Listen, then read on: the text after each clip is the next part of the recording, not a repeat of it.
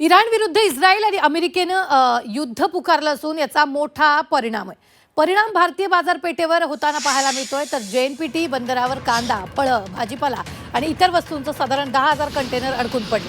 आखाती देशांमध्ये युद्धजन्य परिस्थितीमुळे आंतरराष्ट्रीय बाजारपेठ बंद असून शिपिंग कंपन्यांनी देखील सागरी वाहतूक थांबवली आहे. 24 दिवसात परिस्थिती नियंत्रणात न आल्यास माल खराब होण्याची शक्यता आहे. त्यामुळे व्यापारी आणि शेतकऱ्यांचे मोठं नुकसान होण्याची शक्यता आहे. याचाच आढावा घेतला आमचे प्रतिनिधी स्वाती नाईक यांनी. इराण विरुद्ध अमेरिका आणि इस्रायल या देशांनी पुकारलेल्या युद्धाचा परिणाम भारतीय बाजारपेठांवर झालेला दिसून येत आहे.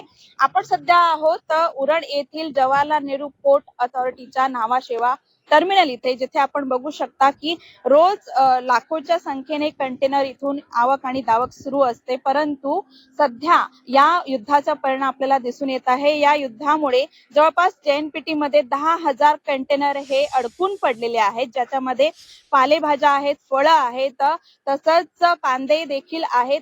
या पेरिशेबल ज्या वस्तू आहेत, म्हणजे नाशवंत वस्तू आहेत, त्या वस्तू जर अजून 4 दिवस इथेच अडकून पडल्या तर मात्र मोठ्या प्रमाणात जे एक्सपोर्टर आहेत आणि शेतकरी आहेत यांचं मोठं नुकसान होणार आपल्याला दिसून येणार आहेत.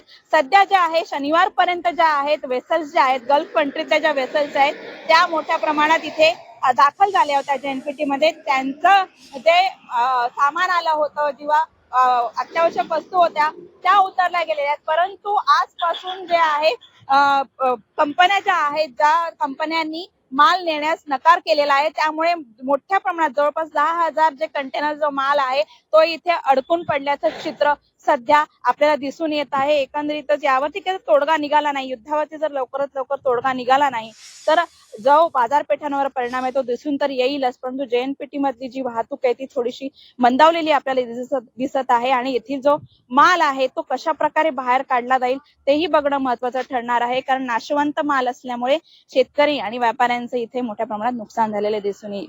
Swati Naik, Zee media, Navi Mumbai.